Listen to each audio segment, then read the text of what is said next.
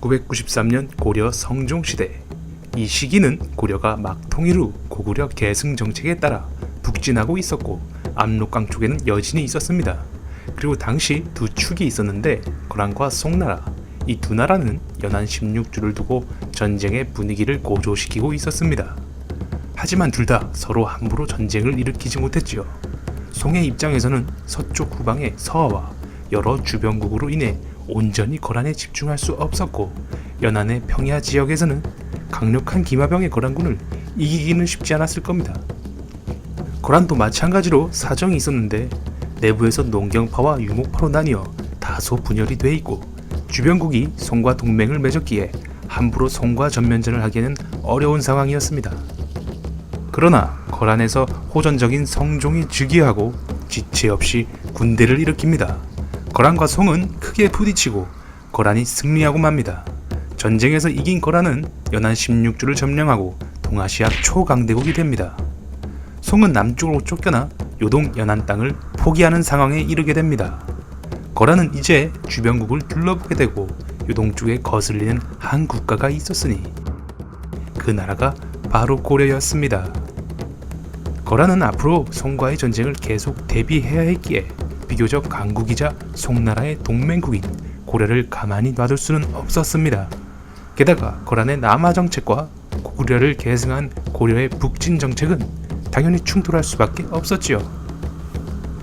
결국 소송련이 거란 왕의 뜻을 받아 군사를 일으켜 고려로 진군하게 됩니다. 때가 고려 성종 12년, 여진에서 고려에 거란이 침입 준비를 하고 있다는 사실을 말해줍니다. 사실 고려는 처음에 그들을 믿지 않았습니다. 하지만 반복되는 통보와 고려군의 정보에 의해 확실히 인지하게 됩니다. 발칵 뒤집힌 고려 조정은 황급히 군사를 일으키게 됩니다. 거란 대군은 서경의 인근까지 공격, 안융진에서 고려군에 밀려 더 이상 힘쓰지 않고 압록강 하구 부근에 군사를 이동시킵니다. 결국 압록강 하구에서 마주보게 된 두 나라. 우리 집에 왜 왔니 왜 왔니 왜 왔니 모가지 따러 왔단다 왔단다 왔. 이에 성종은 국가안보회의를 개최해 신하들과 의논하기 시작합니다.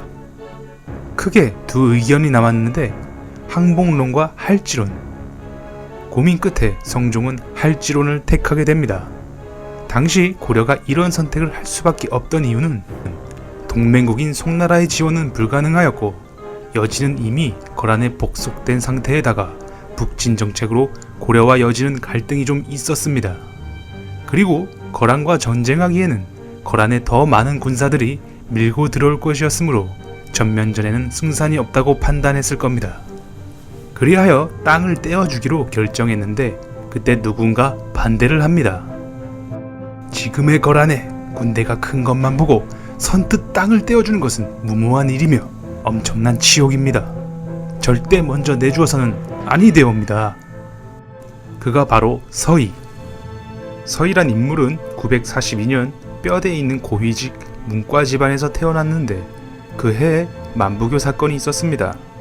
만부교 사건이란 당시 거란이 발해를 멸망시키고 고려와의 관계를 다지기 위하여 낙타를 선물로 보냈었는데 왕건은 송나라 사신이 다니던 만부교 아래 그 낙타들을 굶어 죽여버리지요.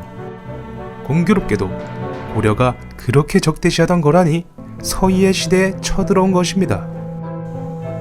그런 전쟁의 분위기가 고조된 상태에서 서희는 무모한 주장을 했지만 나름의 근거가 있었습니다.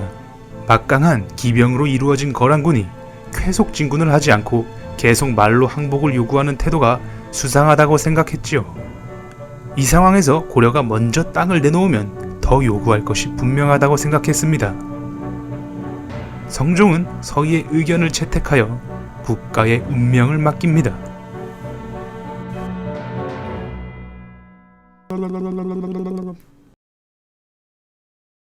고려의 대답이 늦어지자 소송련은 다시 고려 측에 항복을 재촉합니다.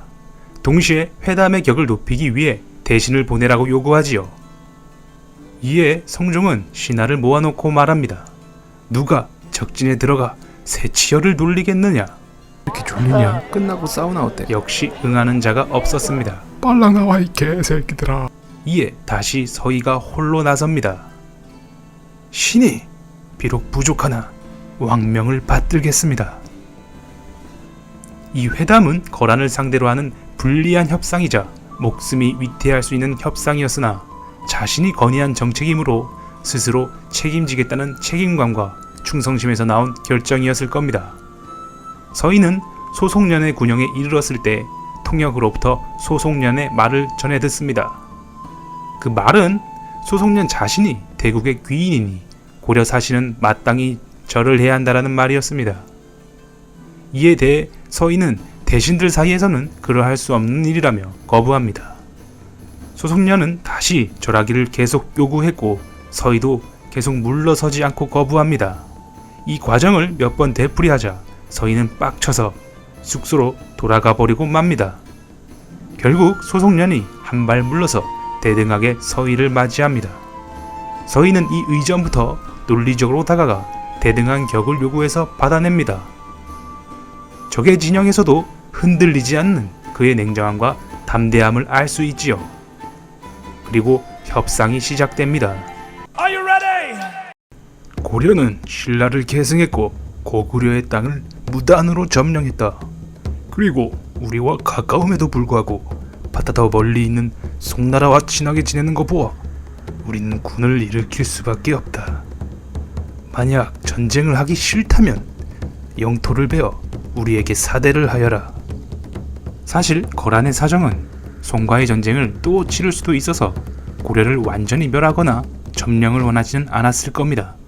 그래서 사대를 요구하였고 서희는 그 부분을 간파했었습니다.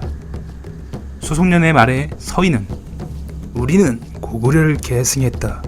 우리의 도읍과 국호가 그 증거이고 그 논리대로라면 거란이 현재 점령하고 있는 동경도 원래 우리의 것, 그리고 압록강 주변은 원래 우리의 것인데 여진이 차지하여 길이 막힌 것이다.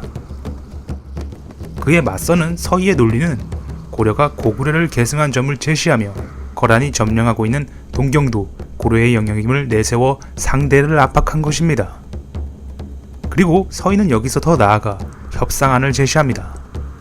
우리에게 압록강 주변의 영토를 준다면 우리 고려는 송과의 관계를 끊어 거란과 서로 왕래를 할 것이다. 오히려 현재 여진의 땅을 고려해주면 사대를 하겠다는 것이었습니다. 이 회담은 일주일간 계속되었고 각자의 왕에게 서신을 보내고 회담을 확정짓습니다. 거란 측은 고려와 송의 관계를 단절시키고 고려를 복속시키는 데 만족, 고려는 항복 또는 할지의 상황에서 오히려 영토를 확보한 것에 만족할 수 있습니다. 그리고 소송년은 회담의 합의에 서희에게 축하연을 제의합니다. 이 협상이 우리 역사상 높게 평가되는 이유는 다음과 같습니다.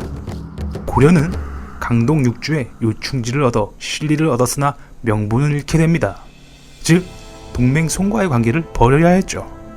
그러나 송이 거란에 밀려 경찰국가로서의 역할을 못하고 거란이 동아시아 강대국으로 부상한 이상 당시 생존을 위해 외교적 사대가 필수였던 시절 거란의 사대는 큰 문제가 아니었지요.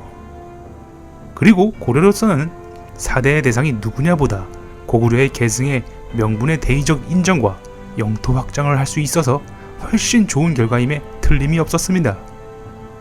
그리고 결과적으로 후에 고려가 거란과의 협정을 잘 지키지 않으면서 최강의 기마군으로 무장한 거란이 재침입했을 때 그들을 격파했던 곳이 바로 이 협상으로 얻은 강동 육주, 그 육주 중에 하나인 귀주, 바로 강감찬 장군의 귀주 대첩이 일어난 곳이었습니다.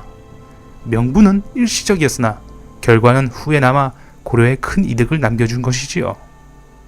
거란이 얻은 사대의 명분이 얼마나 무상한 것인지를 고려가 영토를 얻음으로써 실리가 얼마나 값진 것인가를 보여주게 된 계기였습니다. 이러한 싸우지 않고 승리함에 있어서 서희라는 인물은 핵심이었습니다. 거란의 대군을 맞아 발칵 뒤집어진 고려는 이성을 잃고 항복이냐 할지냐를 논하고 있을 때 그는 홀로 냉정했었습니다. 그는 우선 자신의 나라 고려를 잘 파악하고 있었습니다. 고려는 나름 군사적 기세를 잘 유지하고 훈련했으며 서희는 문신이었지만 그러한 부분을 잘 알고 있었지요. 그리고 거란이 고려를 완전히 멸하려는 태도는 아니라는 것을 간파하여 그런 주장을 했던 것이었습니다.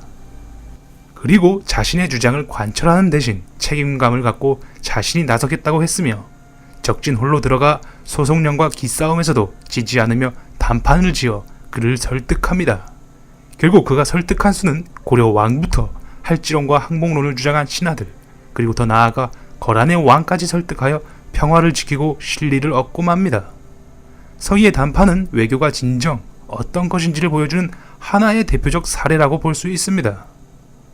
그리고 그 성공의 배경은 왕건이 쌓은 외교와 군사였습니다.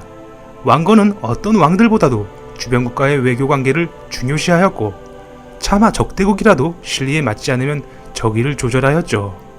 그러나 고려의 정체성을 잃지 않고 북진을 멈추지 않았습니다. 그가 중요시하던 외교는 이렇게 서희의 시대까지 이어져 나라를 지키고 나라의 이득을 볼 수 있는 배경이 되었지요. 서희가 오늘날도 위인으로 추앙받는 것은 그 정보가 제한이 돼 있던 그 시대에도 적의 의도를 파악하여 실리를 얻어 나라를 살렸다는 것에 있습니다. 세치연은 한낱 협작꾼들의 그것이기도 하지만 어떤 이의 세치연은 나라를 살리기도 하였습니다. 그 시간이었습니다.